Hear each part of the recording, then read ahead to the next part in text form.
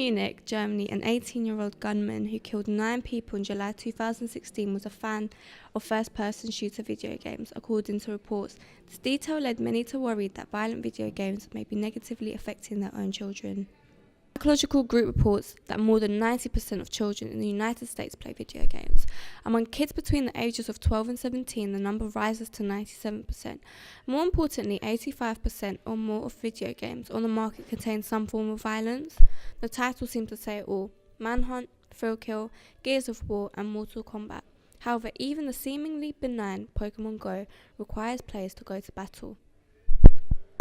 It's Call of Duty, because obviously lots of shooting, killings, and it's kind of war-based, so yeah. I believe that people should be allowed to play violent video games at the age of roughly around 18, because this is, if any young users see this, they could be influenced by the explicit content that's seen.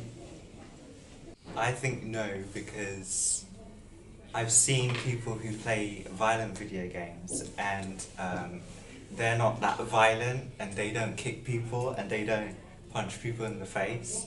But however, it can be possible that a person can be too violent, because as little kids, when we play violent video games, it can easily influence us. So it's kind of like a yes or no debate.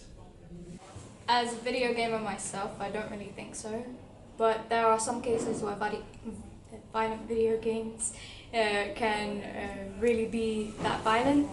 For example, like in Outlast, you play as a reporter, and like that game specifically is really violent because you play when you play the reporter, it's like you're actually there yourself, and you are being beaten down by these mental silent people.